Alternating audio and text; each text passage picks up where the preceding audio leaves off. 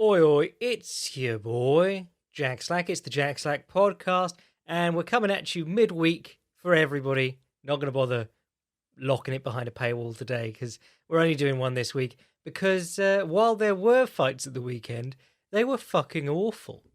One finish on the entire card.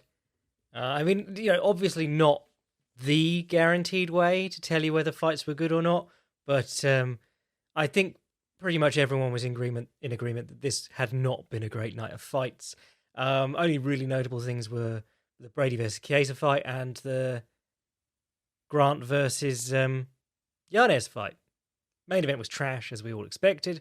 Let's do a quick bit on the two fights that I did enjoy. Yanez versus Davy Grant. I said this would be fun, and it was. It was the only good fight. They both made I think they made 50k each for the fight of the night. They bloody well should have. Yeah, okay, they got easy 50k each.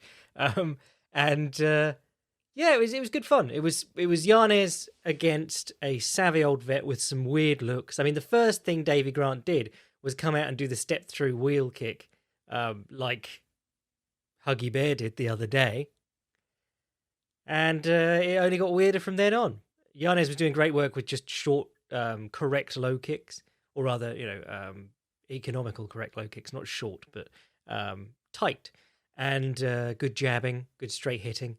And Davy Grant was whipping in blows from all over the place with noodle arms. Very strange. I've seen Davy Grant jab it successfully, and he jabbed successfully in this one at points, but he just doesn't really like doing it seems. I don't know if it's because he doesn't feel like he can get the stank on the jab that he clearly wants to put on all his blows, but if you watched him throwing combinations in this one, he's throwing left swing, right swing. I'm saying swing because the arms are almost straight, but almost parallel to the floor, both sides, typically with the right hook against an orthodox fighter. You want to arc it a bit, hence the overhand. It's got to come in over the shoulder. But he's just throwing it level to the floor like Errol Zimmerman used to. And Errol Zimmerman used to knee people in the chin first to bring their head up. So it was very weird watching him slap his hands against Yanez's shoulders like that. Because Yanez did exactly what you should be doing. Get down behind the lead shoulder. And then Grant's right swing almost always just hit his shoulder instead of his head. When I watch Davy Grant fight, and particularly in fights like this, I'm just reminded of Roy Jones, not because Roy Jones respects Davy Grant's hands. I fucking love that meme. I think I'm the only person who still appreciates that meme. Also, whenever someone calls something a question mark kick, I go, that's Pantheon level of ignorance, but that's a really niche reference from back in the day. But Roy Jones used to do, if you watch Roy Jones's fights, basically had blistering hand speed, could work in longer combinations, but a lot of his hurting was done in just sort of two-punch combos, and it was almost always the jab to overhand or the short right straight, which he threw from almost a square-on stance. So a jab with his right hand, basically, to a big left hook. He used to just go poke, swing, whether it was the right straight to the big left hook or the jab to the big overhand right. He had this little... The jabbing part was a setup, and it just poked your head so that he could swing in the big punch afterwards.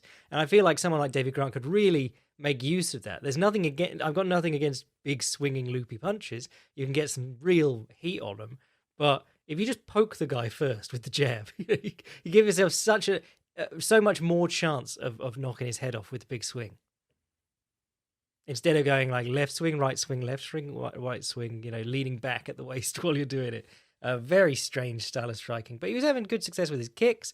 Attempted to take down in the second round, which I thought was a good shout, and just gutted himself into it, even though Yanez was clearly doing the cleaner striking early. I thought a good showing from Yanez, and probably time to rethink a couple of things for Davy Grant, but he's getting very long in the tooth. He's 35, 36 now, so... I think he'll just be one of my faves. And he's going to be resigned to the heap with Leo Santos, Francisco Trinaldo, where if you know, but probably not going to be doing too much important in the next few years. The sad fate of being in good divisions. If he were a heavyweight, he'd be coming into his own right now and on the way to a title shot. Still fighting once a year. So what else did I say we'd talk about? Oh, Sean Brady versus Michael Chiesa. Havana ready, Michael Chiesa. He's ready to storm the amateur ranks of boxing.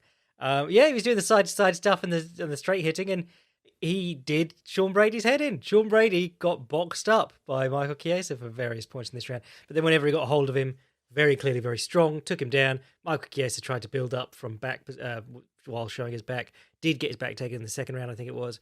But by the end of the third, he worked his way up, and he was hammering Brady on the feet, took Brady down, got on top of him, basically could have got the stoppage. Brady looked like this is one of those performances where you do such good work early on that we go, damn, to be able to do that to Michael Chiesa, his grappling must be for real. And then at minute 14, it was very apparent that this dude has a bad gas tank, or at least is fighting in a way that he can't maintain it for 15 minutes. And if you're starting to get towards main event area, that's a little bit worrying. But yeah, not a bad fight on a card full of bad fights. And then there was some boxing going on this weekend, which was all right. It was Terence Crawford, Bud Crawford versus Sean Porter. I like Sean Porter. He had a great fight against Thurman. He had a great fight against... had a good fight against Broner, Berto. He's a good fighter. Mainly gets by on his aggression. Actually, his fight with Paulie Malignaggi is a great example of Paulie Malignaggi actually being much tougher than people expect him to be. But yeah, he's good. He's serviceable. I think he was ranked number 2 in the IBF rankings or something like that, but he was ranked highly on the WBO rankings. Terence Crawford fought him for the WBO title. I mean, this is the thing. Like, Terence Crawford has been regarded as one of the pound-for-pound great talents in boxing for a while, but doesn't really fight people that reflect that. Like, he's fighting Amir Khan, 2 years after Canelo already took his head off. Yeah, and he's not being compared directly to Canelo because he's a welterweight champion, but Amir Khan in 2019 is not super impressive. Kell Brook, long after his disastrous performance against Gennady Golovkin, again, welterweight rather than middleweight, but still, yeah, it's just he's one of those guys who's so talented, and it's because Errol Spence is out there holding 2 of the other 4 belts in that division that we all get to go, yeah, no, I just want to see him fight Errol Spence, please, and it just won't happen. For whatever reason, it could be Spence not wanting to fight Crawford because he's very good. It could be Crawford not wanting to fight Spence because he's very good. But that's what people are waiting on, and it seems like they've been talking about it for 5 years, and it's never going to happen. But Crawford is remarkable because he is a switch hitter in the truest sense. No, I say truest sense. There's a lot of senses you can be a switch hitter, but Crawford's fascinating because he will come out in the first round. I think he did in this one. He came out orthodox, came out for the second round, and every subsequent round, southpaw. So you got like a 50-50 chance of how he's going to fight in a round. And he spent most of the fight looking for a checking right hook as Porter moved in, and a left uppercut as Porter ducked in towards him. Because Porter's whole game has been coming in swinging, putting his head on yours, and then taking little jumps to the left and right to change up the angle on his swings. He's a very... he's a grindy fighter. Big hitter and very aggressive and strong, but he's not going to jab his way in very well. And that was the issue that he had in this fight. He was sort of overextending to get in. He was trying to, whenever Crawford cornered him, he was trying to take his lead foot inside of Crawford's. So he's the orthodox fighter, Crawford's the southpaw. He's stepping with his left foot across to his right so that he can step across and pivot out around him. Like Guillermo Rigondeaux used to do. So yeah, nice to see a little application of the cross step in boxing. But Crawford finally caught him in the 10th round with a left uppercut as he ducked in, and then finished him off shortly afterwards. It was a decent fight. It's always fun to watch Terence Crawford do his thing. It's just a little bit annoying that that Errol Spence is out there and they're not going to fight each other ever. In fact, immediately after this one, Terence Crawford was talking about fighting Josh Taylor, who's, lightweight. He's, super lightweight or whatever it is. He's 140 pounds and this is at 147 pounds. So you're I'll get the undisputed champion of all the divisions below me to come up and fight me. But yeah, if you like good boxing and if you like switch hitting in boxing particularly, not so much switch hitting, but if you like guys who can fight out of both stances and adapt to their opponent wonderfully, that is this fight. Terence Crawford really does pick up on his openings. And, it took him 10 rounds to actually get the knockout with what he was looking for here. But he'd spotted it and he changed his stance within a round to start looking for it or to start pursuing it. So with absolutely fuck all going on, we're going to go to the Twitter and we're going to do a Luke Thomas chat wrap. I tweeted, hit me up with your questions for the Nothing Happening This Week podcast, and we're going to answer a load of them now. Kenneth says, I believe Marvin Vettori is the hardest fight for Alex Pereira because of his takedown threat as compared to a one-on-one journeyman and a chin made of Roman marble. Do you agree with that assessment? Who else do you think poses a considerable threat other than Adesanya? Brunson, obviously. You know, Brunson, probably the only good wrestler left in that division now. Except Weidman. You know, I could see Weidman coming back and just single-legging him all over the place, getting tired in the third round and getting knocked out for some reason. But, yeah, there aren't an awful lot of grappling-heavy styles in that division anymore, which is why Marvin is one of the best takedown artists in it. Very peculiar. I suppose Hermansson could be a good shout, but Hermansson, his issue is that if, like, he can't get his striking going, he can't get his grappling going, and if he's at all scared of the opponent's power, he just freezes up. There are fights where he's been absolutely excellent, like the Jacare fight, and there's fights where he just won't make a fucking move, like the Cannonier fight. What was his last one? I can't remember what his last one was. But yeah, he just looks terrified of punches all the time. It's very strange because he's a very competent striker when he gets going. It's similar to the Overeem thing, you know. Oh, I'm fine fighting monstrous hitters like Mark Hunt, but for some reason against Ben Rothwell, I'm terrified and I start running around in different directions. But we're talking about like the hardest test. I think there's plenty of guys in that division who are just going to be hard tests for him anyway by being competent at MMA. The guy he fought was giving him a horrible time if he just hadn't walked onto a flying knee, which was pretty obviously coming. I mean, I did tweet it before it happened, but you know, that's what people who are desperate do. If they've had one round where they can't get free, they will do some big shit at the start of the next round, and then you can grab a hold of them and do the same to them again. Alex Pereira was on his way to comfortably losing that fight by 3 rounds of being held against the fence. Now, that being said, Israel Adesanya's debut in the UFC was not that impressive compared to like his subsequent performances. Maybe it takes you a little while to get going. Obviously, nerves in the big platform. But yeah, I have seen some people talking about Alex Pereira, like, you know, who can even offer this guy a test? And you're like, what? What were you watching? Kargon of Assad, my boy, says, would more people be okay with more 10-8s and 10-10s if a draw resulted in an all or nothing overtime round? Oh, okay, so like Pride rules, you know, we added an extra round because Sakuraba was losing. But or K1 actually, that they made Walkout beat the shit out of Masato in an extra round just to see if they could make that happen, or you know, make Masato win. I was saying this the other week. I facetiously said, you know, I if I scored every round that I said that could be scored either way as a 10-10, that would probably be the correct way to score it. The fact that you have these close rounds that exist all the time in many, many fights where you basically have to go, yeah, fuck it, that guy can have it, pick him, you know? And those are the ones that people get angry over. Those are the ones that they go like, no, if you look at the hierarchy of things that count, I think you'll find that he had 2 takedowns and, you know, 1 failed attempt versus, but it's just like, no, you just got to decide who you thought won. And if it's too close, it probably should be a 10-10. And then we weren't even getting 10-8s for a lot of like absolute massacres a few years back. So they have actually upped the number of 10-8s, which is nice. But I would be fine with more 10-10s, but regardless of whether draws resulted more. You know, you don't want to become Shuto, home of the draw, but that's because a lot of the time they had 2 rounds, which was just the stupidest idea of all. At least with 3 and 5 rounds. I mean, the reason you do odd number of rounds in MMA is because you want it to be quite, you know, you want one person to win 3 and one person to win 2. Or one person to at least win a majority. Though it's not a huge problem with like 10-round boxing matches or 12-round boxing matches. But I think it would wreak havoc with timing on cards, though, because I was explaining this to my wife the other day. She's going like, why are you looking so bored if they were good fights? It was that card where like almost everyone got finished. I was going, because there's a lot of time where they have to throw it back to the desk. It's just filler. Oh no, it came up because we were talking about Strictly Come Dancing. She was watching Strictly. And I was like, are we down to like 4 couples now? How much fucking filler is there going to be in this episode?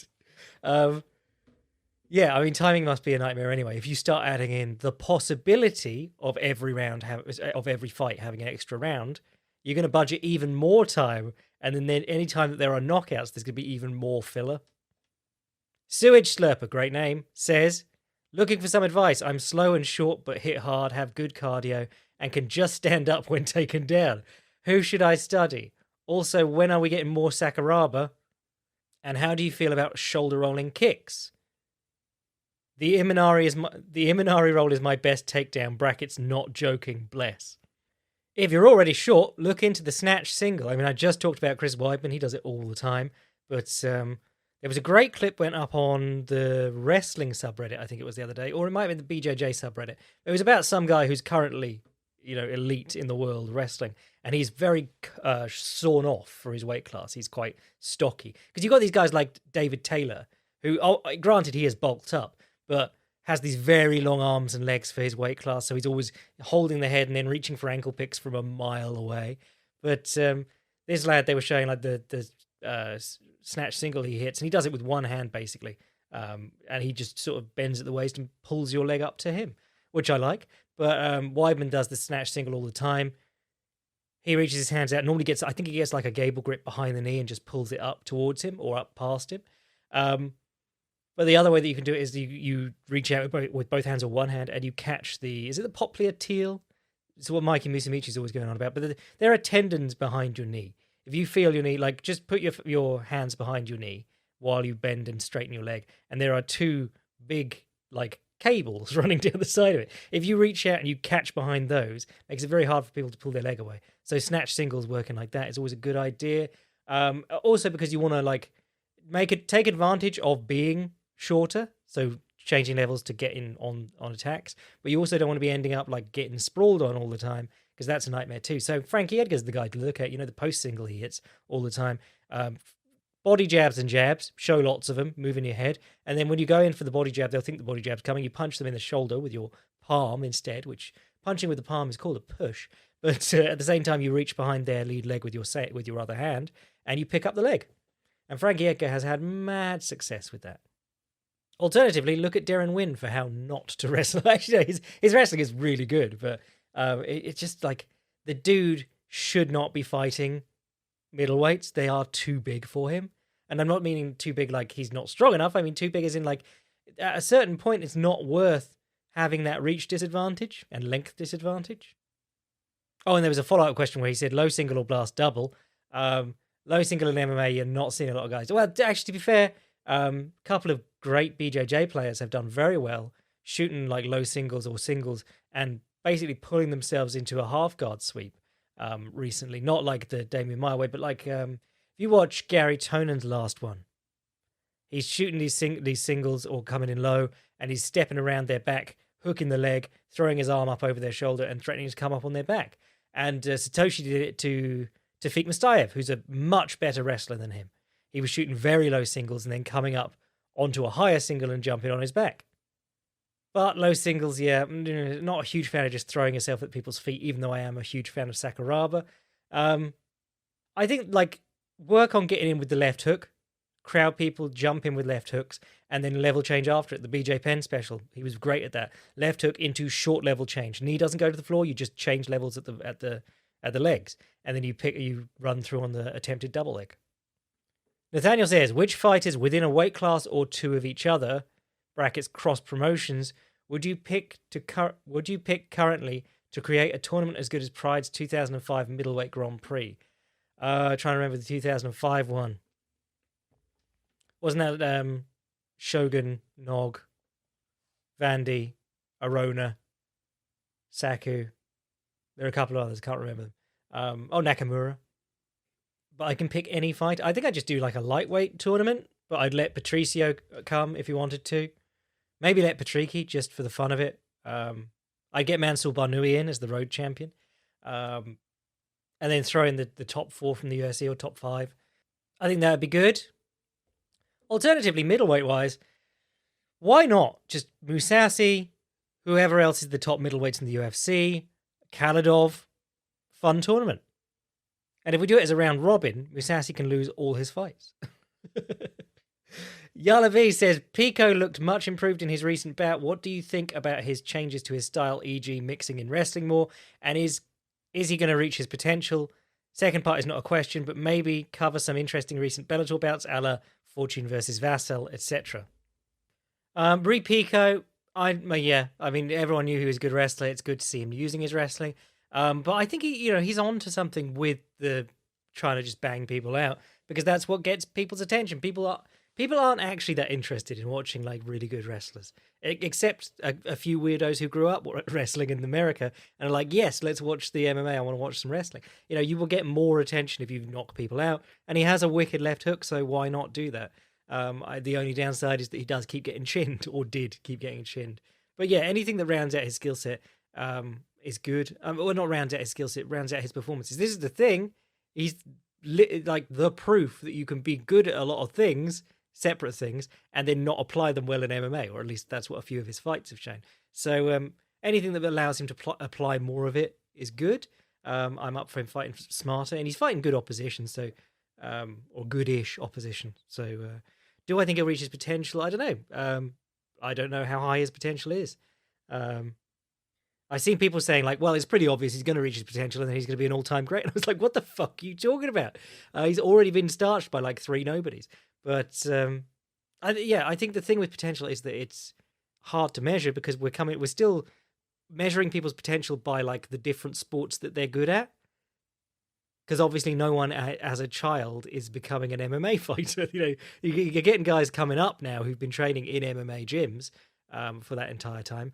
But we're still trying to rate people based on like, he was a Golden Gloves boxer and also a very good wrestler.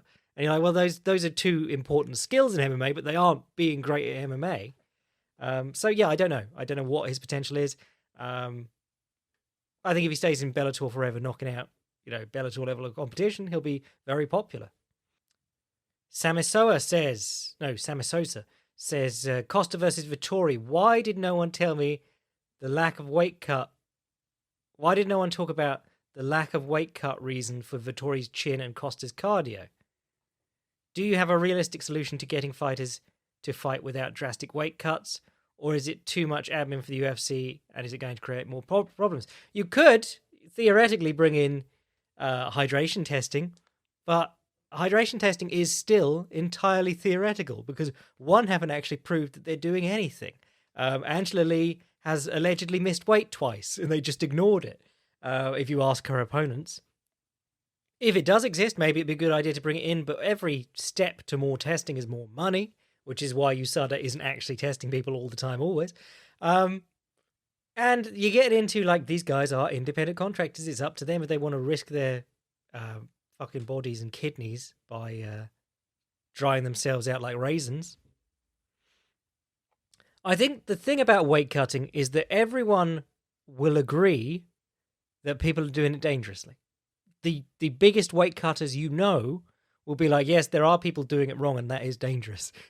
And they will say that unironically, not realizing that, they're just pretending that what they're doing is different. These guys will convince themselves that, yeah, no, my weight cut is relatively safe, as they sit in a bath full of Epsom salts spitting into a bucket. But this is fighting. Everyone is going to fight for the smallest advantages that they can get. Which is why I've always thought, like, there was someone who was just like, oh, just bump the weight classes up 10 pounds. So the lightweight belt is now 165 pounds or whatever.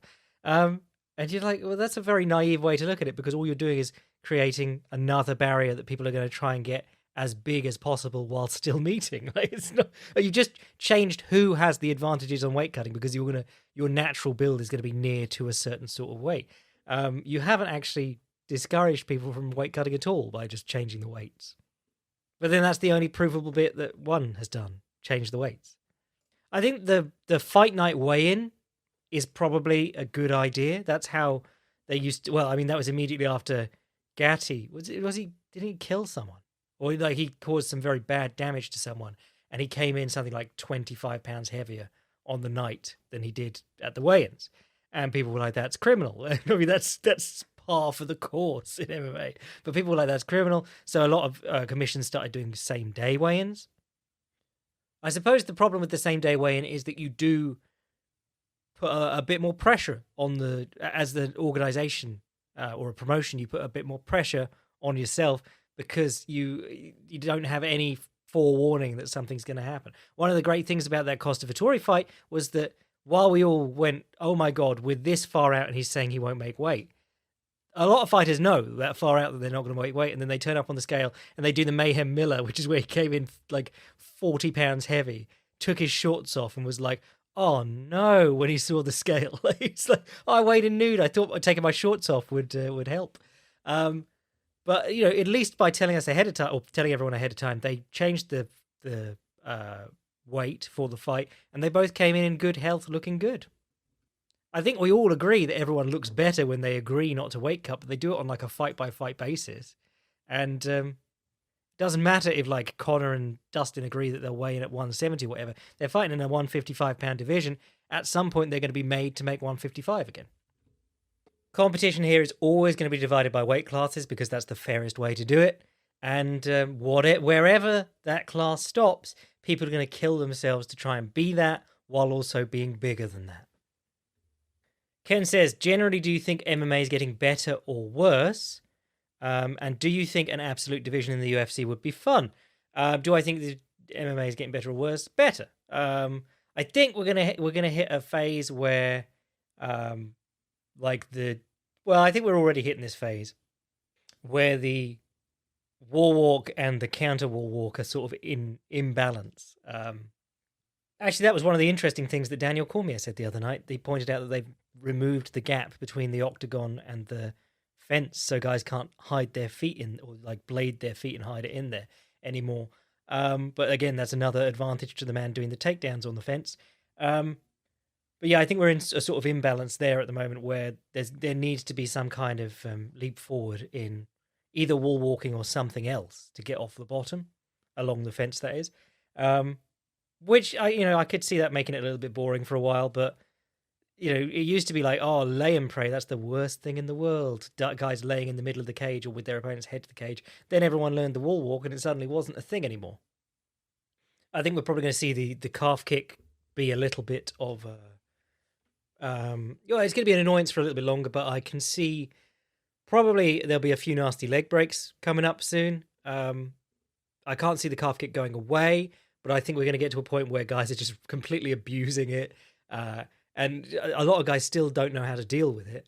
So we're going to see we're going to see guys going confidently after it, becoming famous for their calf kicks, and then breaking their shins. But in terms of like get better or worse, I think the talent's better than ever before. I think the styles are still so diverse. I think there's still people scrambling to find like the best way to do MMA, but I don't think there's ever going to be a best way to do MMA.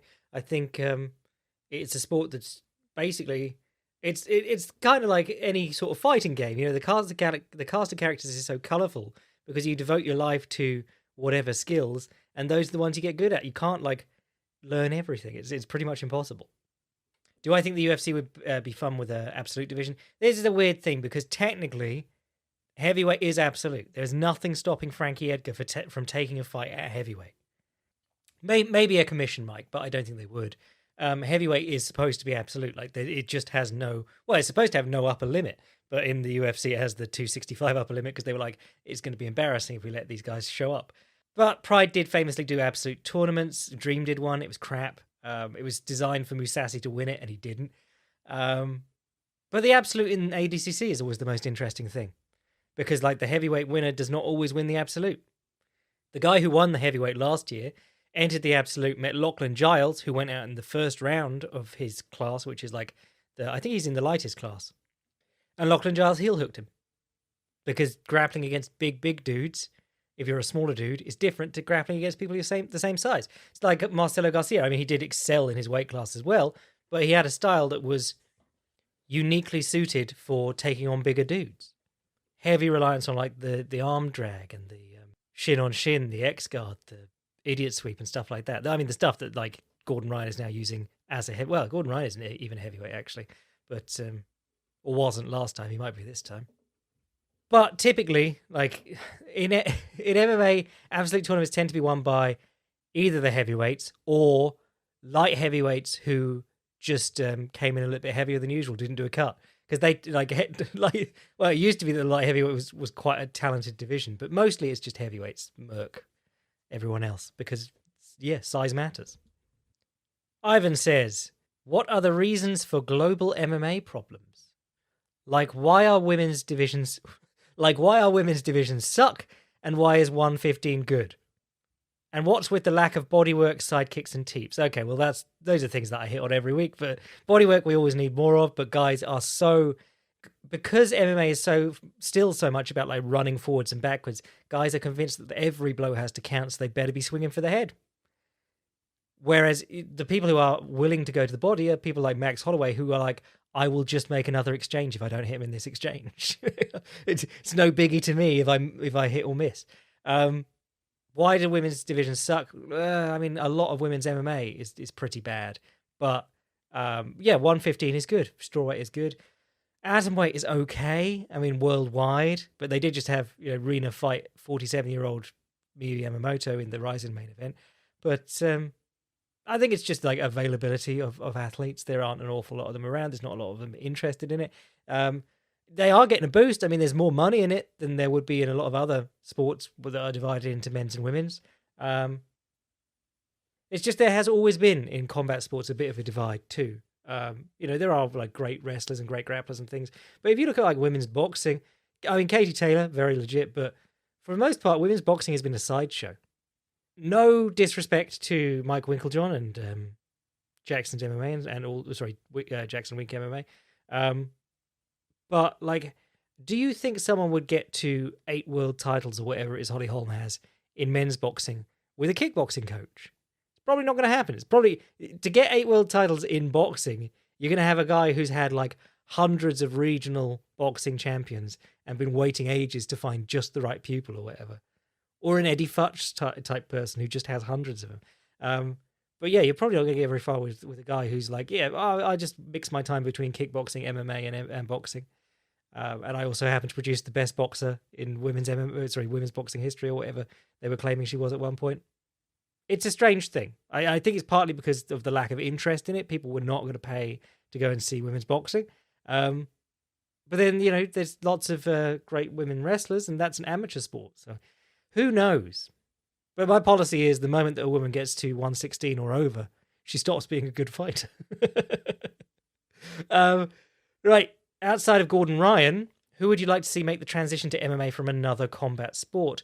And who would do the best? Also, can you please explain triangle kicking? I've heard you say it before, but as a filthy casual, I have no clue what it is. From other sports, I suppose it'd be wrestlers, but I don't know an awful lot of top wrestlers right now. Everyone wants Jordan Burroughs. Jordan Burroughs is like, I will take one MMA fight and then retire. You're like, that's not what people want. People don't give a shit about one MMA fight where you fight some homeless dude. Like, I was going to say Rulon Gardner, but he fought Yoshida. He just came in and fought Hidehiko Yoshida randomly in Pride and won, and then left. I was very excited for Bo Nickel, and he's looked good in his first, I think it was amateur. But he was in Jorge Masvidal's organization, and he was knocking some guy out with shin pads on. So it was amateur, but the other guy was actually amateur, and Bo Nickel was amateur, inverted commas, but lifelong athlete in combat sport. So, it's kind of stupid. But when Bo Nickel starts fighting good people, I'll be very interested. I'd love to see someone like Eddie Cummings in MMA, but then he sort of just disappeared. I think he went on to get like a doctorate or become an accountant or something like that. Eddie Cummings, if you don't know Eddie Cummings, Gordon Ryan and the whole Danaher Death Squad team, apparently a lot of that stuff was not Danaher. A lot of it was Danaher and Eddie Cummings working it out. If you watch Eddie Cummings' seminars, the man is like a wizard into the mechanics of heel hooks. But he was a lot more sort of one note than Gary or Gordon. He really only did the leg locks. But the crazy thing is that like he took up jiu-jitsu at 26 and within a couple of years was like the best leg locker in the world. And he married Anthony Bourdain's ex-wife. Or no, he's with Anthony Bourdain's ex-wife, and they're very happy, which is nice. But I think he just left. But I would have loved to see him in like an MMA context, because guys who are just good at leg locks in MMA for a very long time, it was enough to be like, Masakazu Imanari, look at him. Can I explain triangle kicking? It's sort of a general term. It's like crescent kicking. Different people mean different things when they say it. The crescent kick can either be like a snapping kick delivered on like a 45-degree or 30-degree arc up. So like a front kick, but slightly tilted, so it's coming up like a round kick. Or Or that can be a triangle kick. That can be that too. Or it can be a front kick thrown while turning the body so that you're going very side on. But typically, when we're talking about like triangle kicking, we're talking about front kicks and round kicks that snap at the knee, unlike a lot of Thai kicks. But yeah, kicks that hinge at the knee, front kicks and round kicks, and then manipulating the bits in between those two angles. It's like throwing a left hook at the elbow and then inside the elbow and then behind the elbow. You know, it's making people move their guard and trying to poke inside and around it. If you watch Masaki Noiri, his last run in K1, he won a three fight tournament. He won 3 fights in a row by knockout, and a couple of them he wins by triangle kick.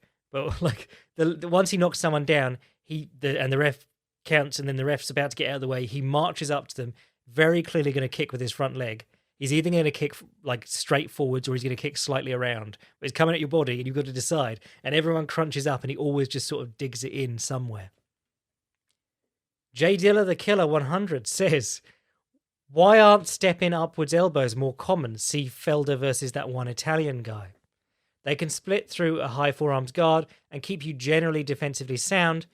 Is it an issue of distance and the risk of being tied up after stepping in? Yeah, I think that's what I was about to just say. It's such a close range weapon.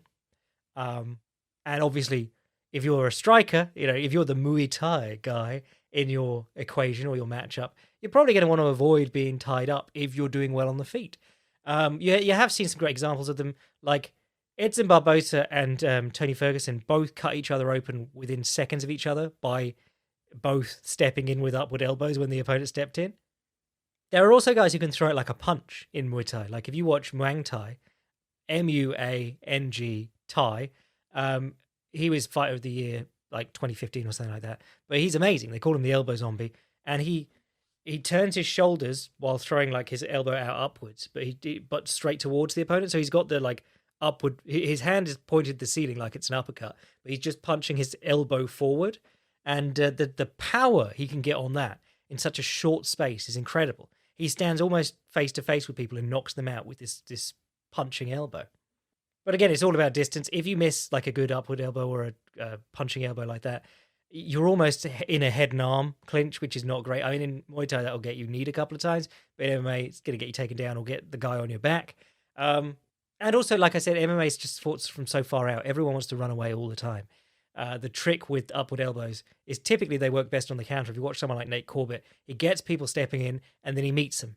Because the 2 times you can elbow people really effectively because you're at such a because it's such a shit range on the weapon, like it's very limited range that it's got, a very small window you can use it effectively in. You want to make sure that they're not moving away from you. So the 2 ways to do that are put them against the ropes or something, or have them coming onto you. You know they're not going to be moving backwards if they're lunging at you. Sadman says, what's your opinion of kidney strikes? Do you think they should be banned in MMA? They're not currently very common, but doesn't attacking the kidneys cause permanent damage? Come to think of it, weight cutting causes damage to the kidneys. I mean, fucking Jose Aldo had kidney stones. Renan Barão had a load of kidney problems. Guys should be punching the kidneys all the time because the fucking weight cutting is just so prevalent in this sport. But I love hitting the kidneys. I love the idea of hitting the kidneys. You watch Robbie Lawler dropping elbows on Johnny Hendricks' kidney. If you watch Brunson versus Romero, where he finishes him with elbows to the kidney, just brutal. Do I think they should be banned? I'm not actually clear on like the damage that they like, how susceptible to damage the kidneys are. It's not like the testicles. Oh, I don't think it's like the testicles where if you allowed everyone to kick the dick all the time, just no one would be able to have any kids. So you'd just be like, yeah, no, I was an MMA fighter for a couple of years, and so obviously I'm sterile. Also, but then the other thing about like kicking the groin is that we outlaw it because of disproportionate effectiveness. You don't want to watch a fight where it's just guys standing in cat stance throwing lead foot kicks at each other's dicks. So maybe there's an argument for it there with kidney punches, but again, like they're so seldom seen now that you don't even know how well they work. I mean, then they weren't. I don't know if they were that debilitating in boxing before they were banned. The Ray Robinson versus Hecht one is the one I always mention, but most kidney punching, because guys so seldom show their backs, particularly in boxing, because it's an act. It's interpreted by the ref as cowardice and it's a foul. But Most kidney punching was just chopping the kidney from the clinch, and that people really didn't like because it just encouraged. Like it was like when rabbit kicking came in very briefly in Olympic Taekwondo, guys just standing on top of each other trying to heal each other in the kidney. Jim Driscoll wrote a load of books about boxing, but one of them he was talking about a great boxer. He didn't. I don't think he named him, but he said there was a very promising boxer coming up in Britain at the time, or it was Wales. I think it was because he's Welsh, but coming up in Wales at the time, and he was great at a load of things. But what he really did do a lot of was kidney punching in the clinch. And because people saw that and was like, that's his move, they ignored everything he was good at. And so he said for about 3 years, every amateur contest in Wales was just two boys coming together to hug and punching each other's kidneys. So obviously not that debilitating from that. I mean, punching the kidney from the clinch is just like, I can't really do anything else to hurt this guy. I'll do this to annoy him. But it says most effective dirty moves, i.e. cheeky nodder, eye pokes, etc. These can be most specific to MMA or life in general. Cheers. Grabbing the shorts is still super legit. You can get away with that quite a lot if the ref's not near you. Or if like in grappling exchanges, a lot of the time your hands are hidden behind the opponent anyway. And my favourite short grab of all time, Royler Gracie versus Eddie Bravo 1. Royler's on his back, sitting in seated guard. He just comes up, grabs the legs of Eddie's shorts and pulls them in and double legs him, and the ref's like, didn't see it, sorry. Fence grabs are still pretty effective, I suppose, but you can like fuck yourself up grabbing the fence if you get taken down, or if you fuck your fingers up. But like Don Fry under Mark Coleman is a great example. Don Fry reached up above his head, just pulled himself up. He was like 30 pounds lighter than Mark Coleman, and he got up from under Coleman just by chin-upping, basically. He couldn't do it again. He could only do it the once, but it's so interesting because there are so few examples of guys using the cage in that way because it was banned so early. Hanging your head out the ropes if you're in the ring is a genius move. Sakuraba did it tons, but if you can, do it, because guys have a really hard time hitting you if there's a rope in the way. And if they push forward to try and hit you and you end up falling out of the ring, you're just like, oh, he's pushing me out, ref. He's pushing me out. And the guys in white gloves didn't catch me. But we all know you should be eye poking all the time and kicking the groin all the time because no one's going to take a point. But cheeky nodders are the ones that are just basically legal because there is so much head-to-head contact in MMA anyway, which is a good thing. I don't like in boxing how they fucking basically banned the traditional infight, by which I mean head-on-head, which someone was getting mad about me saying that about Jones the other day. Like, John Jones's infighting against Glover Teixeira was some of the best I've seen in MMA because it was the only effective use of like head-on-head infighting, traditional like Henry Armstrong style infighting where you are leaning on each other in MMA. But because it's legal, you can just headbutt people. Like if you watch Kane versus JDS, the amount of fucking headbutts he uses, or Randa Marcus versus whoever that other lass was the other day. They were swinging 5 punches, running in, missing every punch, and then just crashing in behind their head. Thomas says, what happened to you reviewing Steven Seagal movies? Oh, Vice closed down, didn't you know? No, I will actually at some point start doing some Steven Seagal movies. Barris says, how do you see Nunes versus Valentina 3 going if it happens? I do not care. Don't give a shit. If you watch the second fight, Amanda Nunes had success for the first 2 rounds putting her to the fence. Valentina started doing jumping high Superman punches into step-up low kicks that were just slapping with the foot. That was her entire output for the fight, but Nunes stopped doing things as well. So it was just a shit fight. And everyone's like, but they're the best. It'll be the best. If we do a third time, it'll be amazing. Tom says, what's the deal with the holding your hands at your chest guard some fighters use, like Robbie Lawler and Gaethje in his last fight? Tiredness, possibly, but then if you hold your hands lower, you can punch more comfortably. If you think of like traditional martial arts punching where you're coming back hands to your waist or hips or whatever, and you're coiling your arm up like at the bicep and then you're shoving it forwards, that's the way that typically people feel more powerful punching. If you check out any old boxing books, they'll show punches with hands down by the chest because they didn't care about guarding their head as much back then. That's supposed to be an invention of like Carpentier. That's how late that comes in. But it's if you stand in front of a heavy bag, start punching, and let your hands come back to wherever they would naturally, I guarantee it's not up by your head because it just doesn't feel as comfortable hitting from there and going back to there. Andre says, hey Jack, what are some of your favourite MMA fights that contain a lot of high-level fun grappling? I mean, everyone is going to jump in and say Sakuraba versus Newton. There's some more modern ones. Hioki versus Oliveira is an absolute banger. Hioki, one of the best guard passers in MMA at the time. Charles Oliveira, one of the best guards in MMA at the time and ever. Anything from Shinya Aoki about 2007 to 2009, when he was probably the best lightweight in the world based on who he was fighting and how often he was fighting. That period, he fights like I think something like 8 times in the period of 1 year. And he's fighting guys like Joachim Hansen twice, Jay-Z Calvin. Like, he's fighting good guys. And yeah, he was completely one-dimensional. And yeah, if he met a really good wrestler, boxer, he'd probably have a lot of trouble. But the level of the guys he was beating and how frequently he was beating them, and in tournaments and shit too, was remarkable. And it was all by grappling. I also loved Lewis Smolka versus Paddy Holohan. Lewis Smolka versus, was it Schnell? Matt Schnell? That was also good. I enjoyed Lentz versus Makhachev and Makhachev versus Sarukian as good grappling matches go. Jacare versus Mousasi 2 is a fantastic fight just because Jacare, his guard passing is fucking electric. His takedowns look really good, even though he's not a great takedown artist. You know, he was always more power than he was like finesse. And Mansour Barnoui's run through Road FC was brilliant. Actually, Mansour Barnoui versus what was Habib's cousin called? Was it Tizimov or something like that?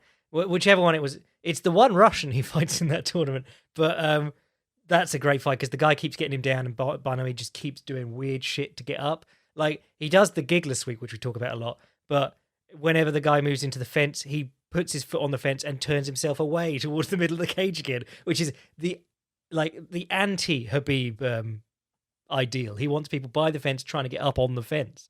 And so the guy gets sick of being twist swept or giggler swept, and he puts his head, like, he ducks down inside on Barnoui, because Barnoui is really long and tall and thin, and this guy's short and compact and strong. And he keeps his head down, and Barnoui just starts trying to ninja choke him on the inside. It's brilliant. Yeah, I think that's a good number to be going on with.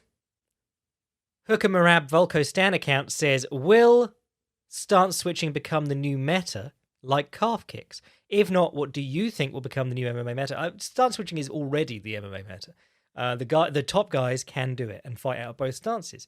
Volkanovski and Petr Yan. There you go. 2 weight classes next to each other. Both guys fight out both stances pretty much all the time. But I think calf kicks is going to help that because guys will learn to stance switch to match their calf kick with the opponent's calf kick. It's very hard to do a step up lead leg calf kick. Arnold Allen is about the only good example I can think of off the top of my head of that. So switch stances so that you can calf kick with the back leg. Third Round Zabit says, what would be your Uriah Faber versus Ricky Simone matchup for the return of Kyoji Horiguchi or Musashi? If you remember this, Ricky Simone was like the ideal matchup for Uriah Faber before he came back. We were like, yeah, well, he does sort of walk on to overhand rights. And then literally he does that. For Kyoji, who's... Someone who'll just follow him around. Wait, what's he fighting at? He's gonna be fighting at bantamweight rather than featherweight. Sorry, flyweight. Fuck it, give him Pedro Munoz. Pedro Munoz would walk onto him all day and never throw a combination. For Musashi, well, Pereira. Give him Pereira. That'd be fucking hilarious. Basil says, are we going to get a Jack Slack watch along for the December 11th card? I have no idea what that is. I don't look at cards ahead of time. A proud neoliberal says, do you think any particular submissions will become more popular as the meta evolves? Interestingly, I was thinking the other day of doing a sort of Filthy Casuals guide to the innovations of Gordon Ryan, because there's there's quite a few things that he's like the first to really do at a high level. And one of the ones that's sort of getting more attention now, because he only has 3 submissions scored by guillotine, arming guillotine. But he has a very interesting way of doing the guillotine. I mean, he won the gold in his division at his 2017 ADCC by guillotining Keenan Cornelius, which is a big head to have on your mantelpiece. But his guillotine is, I think Craig Jones calls it a high-risk guillotine because Craig Jones is also doing it now. But it's where instead of like putting the blade of the forearm across the throat and trying to pull it up, which is the standard practice for most guillotines, in one form or another, whether it's high elbow or like the traditional luta livre S grip one that Charles Oliveira loves. But with this high wrist one, you're basically going through, so it's almost like a rear naked choke. So it is, one side of your biceps on one side of their neck and your forearms on the other one. And then what Craig Jones has been doing recently and what Gordon Ryan does is he wraps over the arm on the other side. So it's like an arm in guillotine, but his hands don't link up. He's doing the choking with one arm, basically. And the other arm is like a boxing clinch where you just wrap the arm so that they can't do anything with it. It's very cool. Go watch the Keenan Cornelius match. He caught someone in Connecticut with it, and his most recent one against some UFC fighter named Phil something or other. But he caught him with one. It was a like exhibition where he was trying to get as many taps as possible, and he caught him with that once. So it's a very cool technique, which I think might catch on with guys in MMA, but I don't know how the gloves affect it that much. Because as we said, gloves are the most annoying thing in the world when you're trying to choke. But then I suppose you're not trying to get like the blade of your hand under their throat. You're trying to wrap their neck. So might even be easier. I don't know. I'm going to have to try it now. Craig says, do you think Bobby has a chance against Izzy? And what are his potential paths to victory? And is Gastelum capable of dethroning Kamaru? God, that'd be a weird one out of nowhere. I've never given that matchup any thought ever before.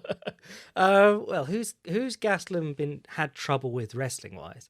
Well, Weidman, but aside from that, like very, very good at getting up off the bottom. Does he have the gas tank for 5 rounds though? Because he does have the gas tank for 5 rounds, but he's definitely not as dangerous in the later rounds as he is in the early ones. It's certainly the first. But then it'd be nice to watch him fighting people his own size and reach for a change. I think he brings an interesting problem in his fast hands, because again, like after the jabs, if he can make exchanges, Colby was able to catch Usman with extended in extended exchanges by throwing back 2 and 3 whenever Usman threw 1. So that's interesting. If he committed to low kicks, that would be exciting, but he probably won't. They were begging him to in his last one, and he threw like 1 in the entire fight. I'm not going to give that much thought because I don't think it.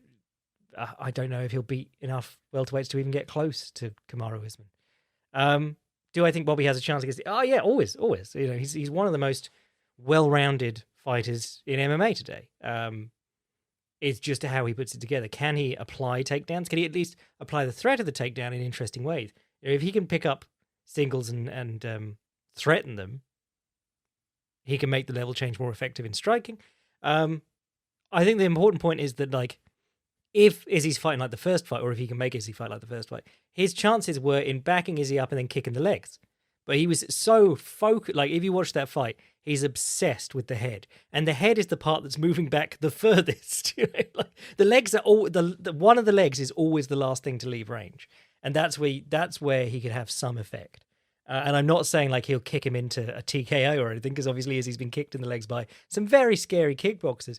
But he can make Izzy not lean back that far, not leave range like that. And then, his hand speed becomes a little bit more useful to him, and the wrestling becomes a little bit more useful to him. So low kicks, big part of that, I think. But not just low kicks. I mean, jabbing and leading to get Izzy moving back and then kicking the trailing leg. It's the same as any movement-based fighter. You look at how they're moving and how you can get to their legs. Both Dan and Bert have asked for video game recommendations and what I'm playing at the moment. Actually, I was about to say I'm not really playing anything at the moment. No, I just started Hades on the Switch, which I'm absolutely loving. It's a fantastic little game. And it's one where, even though it's a pretty hard, is it a roguelite, whatever the correct term is. It's a hard sort of dungeon crawler. You're not going to get through it all on your first run or whatever. But every subsequent run unlocks something, whether it's an interesting conversation or a chance to do something new. It's a game where death is very much part of it, but it's built into the progression. And I really like that. And the voice acting is excellent, and it's got a great sense of humor, and obviously the combat's great, and it just plays really smoothly. But everyone had already raved about that. It's been out for like a year and a half or something like that. I've been meaning to play it, and then it was on sale, so I just went, yeah, having it. I'm playing it on the Switch at the moment. I don't know, is it out on other things? But if I play it on the Switch, I can sit on the sofa next to my wife while she's watching her Strictly, and I can play my games. What else have I enjoyed? Well, no, in terms of recommendations, there's heaps. Disco Elysium is great fun, and they've just redone it with a load of high quality narration and stuff. So yeah, definitely check that out now. I've not played the director's cut, but it's supposed to be very good. You're always trying to like recapture just the adventure of certain games where you get them just at the right time and they're just perfect. Like The Witcher 3, I devoured that game. Absolutely brilliant game. I was so into it. I didn't know anything about The Witcher's lore, so I was like, I love this. I'm learning about The Witcher, even though it's completely removed from the actual Witcher lore. Or Okami, back when I played that when it came out, I was just like, this is awesome. And then I've since bought like every HD remake of it and not actually played it. So yeah, I need to play the sequel to that they released on like 3DS or something like that, but I don't have a 3DS. This is good. I've been trying to find a way to get my gaming habit into like tax deductible territory. So maybe I add a gaming section to the podcast. I picked up Crusader Kings 3 the other day, and Crusader Kings 2, it's exactly like Crusader Kings 2 in that it's a game that I play for hours going, hee, this is fun. And I just go, what am I doing? This is bollocks. And then I leave. And then I don't play it again for weeks. I need to try Age of Empires 4 because I was huge on Age of Empires 1 and 2. Age of Empires 3, a little bit of a letdown. But actually, the new edition of Age of Empires 2 is supposed to be really good as well. So I'll need to get that.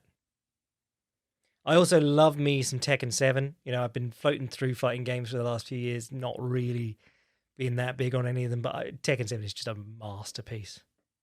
And then you play a bit of UFC 4 again, and you just go, this is shite. Why am I playing this? I could be having more fun on Tekken with more interesting styles and more things going on. Mike says, your thoughts on Jinyu Frey versus Hannah Goldie matchup, Battle of the Simps. I think, yeah, you just said it yourself there. Does Dan Hooker have better matchups for him down at 145 now he's going back? Honestly, I think this is an interesting development, the Dan Hooker to 145, because he's been a good, strong grappler at 155. I remember starting to you see these people, but then they start to stand out to you in your mind and you remember their styles. And I remembered that about when did he fight? Oh, Jacasey, but maybe a couple before that. But for me, he was a lightweight fighter, and then I remembered that he'd been at featherweight. He had that loss to Yair and stuff, but he's clearly got a lot better. It's not just being heavier that's made him better. So yeah, I'd be very intrigued to see how he does going back down. It does seem like it's going to be a big cut though, but then I saw he made it in a practice cut the other day. So yeah, I think compelling, and certainly if you go down and you're even taller and longer against these guys, they're going to be ducking even more. So you got more chance for that fucking knee from hell. Also, with lighter opponents, if he maintains the strength that he had, he does throw kicks from not the most at the most advantageous times. He gets back onto the fence like he did against Chandler, or he gets taken down like he did against Makhachev. But like, you give yourself more room for error if you are very comfortable getting up from underneath people, and obviously with smaller opponents, that's probably you got a good chance of that being the case. Four Lakes Books says, would you do more history episodes like the Sonny Liston and Ken Shamrock Boycast? Yes. At the moment, I'm working on a proper history one because the British in China episodes I did were very well received. So I'm doing some research on not a British history thing, actually, but just an interesting history thing. And that'll be out probably soonish. Maybe not that soon. But yeah, I'll probably do some more MMA history soon. That doesn't take a lot of research because it's stuff that I lived through. But I do like doing the bigger researched pieces like the British in China stuff. I thought that was really fun. I've been meaning to do a British in India one. But again, that's a big topic. Michael says, what are you having on Thanksgiving? Is that's Thursday, right? Thanksgiving. I will probably be having whatever I normally do, I'm afraid. K Drinkwater says, What is it? What is it with everyone suddenly using the word meta in these questions all of a sudden? What does it even mean? I thought meta meant something self-referential. I guess I've heard it. I guess I've heard you using it, but I thought you were saying meteor. I don't even know what that would mean. Meta as in metagame. It's I think it's a thing from like esports. I don't know. I use it because I've heard other people use it, but I think I use it because I heard it in like a real-time strategy context rather than in a MMA context. You do have to be careful with that because I'm fine using the term metagame, but if we start referring to like stick and move as kiting, I'm going to be very like, oh, I'm not on board. Billy Quid says, thoughts on Twin Peaks? Should try Deadwood next. Oh, I've done Deadwood, mate. Did they? I heard they made a film. Did they make the film in the end? Because in which case I need to watch that one. Because I left it with the Pinkertons turning up and them not getting renewed for another season. Twin Peaks, I sort of hit a wall on because there was more interesting stuff going on. It's I could see if I were living in the time where that came out every week and there was fuck all else on like it, I would be obsessed with it, as everyone was, in the 90s. And also because like every person in it is astoundingly hot. But it's a little bit slow paced. I need to watch David Lynch's Dune, actually, because I've now finished Dune and Dune Messiah, so I can judge the films. Tobias says, which fighters retreat off the center line best? I mean, it's got to be like Holly Holm, Stephen Thompson, Israel Adesanya to a degree. But yeah, just breaking the line of attack is what we often call it. If the opponent continues on a straight line and you back up on a straight line, he's going to either catch up to you or you're going to hit a boundary at some point. Breaking the line of attack is stepping off that. If you watch Holly Holm versus Ronda Rousey, it's basically the entire thing that diffused Ronda Rousey. And for years, we were saying she doesn't really go in on straight lines, and people were like, no, she'd just catch up with you if you moved offline. But no, it genuinely does make a huge difference. Watch Jack Dempsey versus Gene Tunney. Don't know who this is, just a flag for their name, but they say, why does no one deal with the legs in a body triangle? It's all DC ever talks about, and no one, and it's all DC ever talks about when he sees one, and then an angry face. And someone said, generally, you have to somewhat expose your neck to deal with the body triangle. The body triangle from the back, some guys use it from the closed guard because they don't want anything happening. Like, that was Anderson Silva's move. He'd just body triangle and not let you do anything and get the stand up. And he did that to DC. Oh, no, he did the lockdown to DC instead, because obviously wrapping a figure 4 around DC's waist is going to be a little bit harder than a lot of people.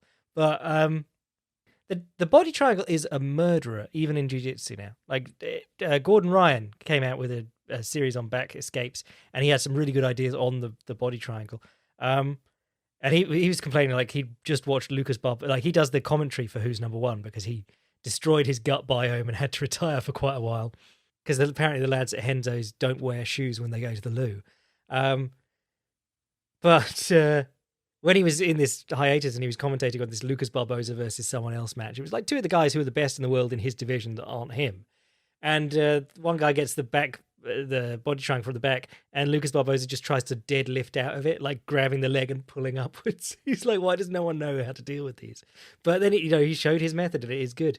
He uses his knee to get behind the leg that's hooked up, the free leg, pull it up to his waist, and then holds it with his hand and starts working his way out. And, using a hand assist to get out of the body triangle. There was another great example the other day. I think it might have been one of the Ruotolo twins had the body triangle on someone, and they just kept sitting up and forward. They'd get to like a seated position with the opponent on their back in the body triangle, and they'd lean forwards like they're trying to stretch their hamstrings. And it completely undid the body triangle. They just reach down and take it off. But I think the body triangle, typically, you're going to need to use your hands. Like, you have to get them involved somehow, because you've got to undo this knot. It's just finding ways to do that safely. You've got to have control of their choking hand to do it. Alden Man says, shifting retreats as a defensive/counter strategy. Is this a thing? Does anybody do it? Should they? Yes. Someone's already put a link of Izzy doing it several times. But if you watch the Filthy Casuals Guide to Piotr Yan, which is still up, he says, tempting fate, Yan steps back and throws like a lead hook with whatever is his the hand that's just gone back. Or the hand that's now the front hand. Tony Ferguson likes to shift back and then come in with the jab from his new stance. Igor Vovchanchin and Fedor Emelianenko both did great swinging while stepping backwards into opposite stances. And Anderson Silva used to say, and I think he did in his book, in fact, like learning to punch going backwards is one of the most important parts in MMA because guys do chase you on a straight line. Oh, Conlon says, who do you main in Tekken and why? It's been a little while since I played it, but I used to be Ganryu a lot. I was very good at Ganryu. Who else did I like? I like playing Paul just because he's got the most powerful move on the game. He could occasionally catch people with it.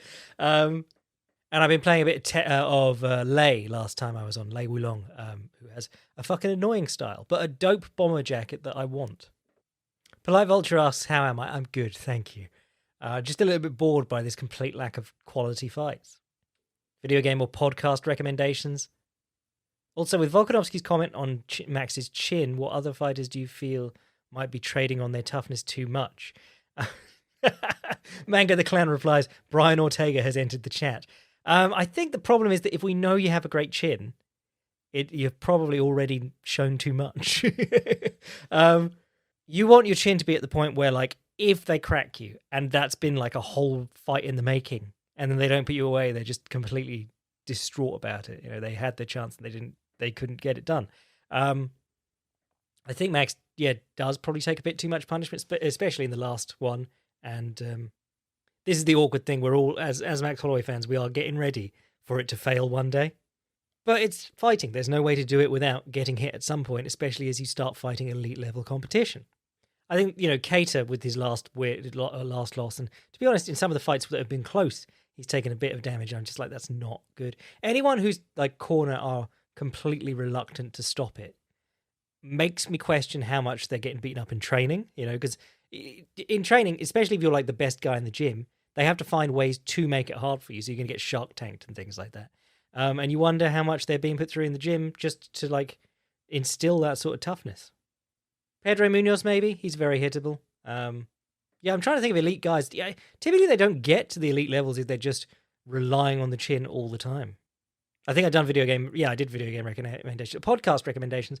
I enjoyed True Anon because they're funny. I like Hardcore History, whenever that's on. There's these two lads who they're wacky Australian libertarians who like live in a shipping container in the middle of the desert, but they do this show called Mysterious Universe, and that is absolute hilarity. It's just all about like bollocks paranormal stuff that's happened or that they've read about. And honestly, I mainly listen to it for the banter because they've heard everything possible in the paranormal world, and they're just so skeptical of anything that is ever they're just making fun of these guys who've made careers out of writing about UFOs and shit. I also enjoyed The Age of Napoleon, but I didn't get very far through it. I actually haven't been listening to many podcasts lately because I've been focusing more on audiobooks. Darian100 says, if in UFC, why not Good Fighter? Because the number of, there are a lot of good fighters in this sport, but it's still not like boxing where you could go to any town in Mexico and there's some lad coming up who might be a killer. And partly that's also because of the variety of skills you need. And also, like, there aren't great grappling gyms available to everyone. There aren't great wrestling gyms available to everyone. These things are still very clumped in little regions. Whereas every poor district of every town in the world has a boxing gym. Anyway, I reckon that'll do us for today. I'm going to get back to writing some stuff. Might get it out by the end of the week. If not, I'll see you Monday. We'll chat about whatever's going on then. If you want to send an email to the podcast, a longer form question, please do, jackslackpodcast@gmail.com. If you want to see what I'm writing anytime, fightprimer.com. And if you want to get in on supporting the podcast, listen to the Boycast, read the articles, be a boy, sign up to the Patreon. I'm your boy, Jack Slack. Never watching a Miesha Tate fight again. Bless.